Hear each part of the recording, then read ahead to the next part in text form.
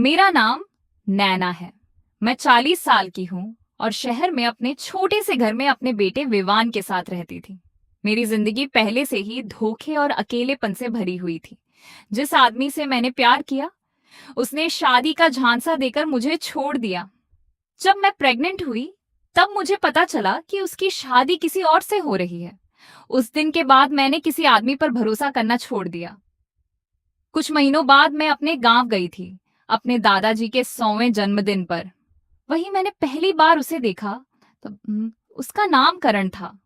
घर में काम करता था, गाय भैंस की देखभाल करता था। लेकिन मेरे बेटे विवान को उसने जिस तरह गोद में लिया, ऐसा लगा जैसे वह उसका अपना ही बच्चा हो। जब मैं वापस शहर आने लगी, उसने मुझसे काम मांगा। उसकी आंखों में मजबूरी भी थी और आत्मविश्वास भी। मैंने उसे अपने बेटे की देखभाल के लिए शहर ले आई। धीरे धीरे करण हमारे घर में रहने लगा।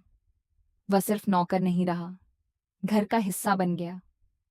वह विवान का इतना ध्यान रखता था कि मेरा बेटा अब मुझे कम और उसे ज्यादा ढूंढता था। मुझे भी उसके होने से घर में एक अजीब सी शांति महसूस होती थी। एक दिन मैं उसे मॉल ले गई और उसके लिए नए कपड़े खरीदे, बाल कटवाए। जब वह नए कपड़ों में मेरे सामने आया, तो मैं उसे पहचान ही नहीं पाई। वह गांव का सीधा लड़का नहीं लग रहा था। वह बहुत स्मार्ट, हैंडसम और आत्मविश्वासी लग रहा था। उस दिन पहली बार मुझे एहसास हुआ कि करण अब बच्चा नहीं रहा। धीरे धीरे वह मेरी बहुत परवाह करने लगा। मेरे सिर में दर्द होता तो मालिश करता, मैं बीमार होती तो दवा देता, घर का हर काम संभालता। कई बार मुझे लगता था कि वह मुझे सिर्फ मालकिन नहीं, कुछ और समझने लगा है। एक रात मैं बहुत रो रही थी। मुझे अपने पुराने प्यार की याद आ रही थी जिसने मुझे धोखा दिया था। कर्ण मुझे रोता देख मुझे अपने कमरे में ले गया, पानी दिया, मुझे शांत कराया। उस रात पहली बार मैंने उसे गले लगाकर बहुत रोया। मुझे ऐसा लगा जैसे कई साल बाद किसी ने मुझे सहारा दिया हो। उस रात के बाद सब कुछ बदलने लगा, लेकिन कहानी में असली मोड़ तब आया जब मेरी सहेली रिया अपने बॉयफ्रेंड समीर के साथ मेरे घर रहने आई। एक रात समीर नशे में मेरे कमरे की तरफ आया और करण ने उसे रोक दिया। दोनों के बीच हाथापाई हो गई और समीर का हाथ टूट गया।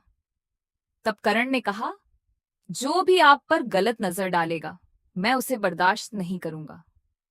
उस दिन पहली बार मुझे एहसास हुआ कि करण सिर्फ एक नौकर नहीं, वह मेरी हिफाजत कर रहा था।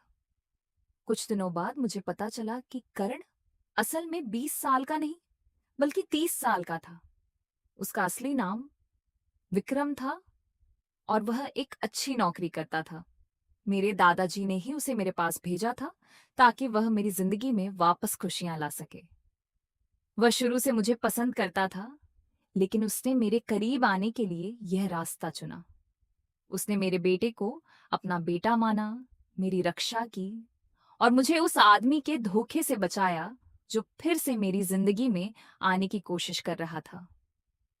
जब मुझे सच्चाई पता चली, मैं बहुत देर तक कुछ बोल नहीं पाई। फिर मैंने उससे सिर्फ एक सवाल पूछा, तुमने मेरे लिए इतना सब क्यों किया?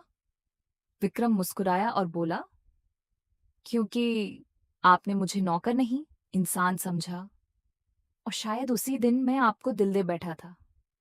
आज मैं विक्रम और अपने बेटे विवान के साथ बहुत खुश हूं।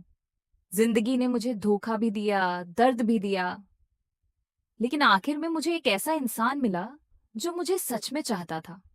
कहानी का मैसेज, जो लोग सच में आपका साथ चाहते हैं, वे हालात नहीं देखते, वे सिर्फ आपका साथ देते हैं। और जो लोग साथ छोड़ना चाहते हैं, उन्हें बस एक बहाना चाहिए होता है।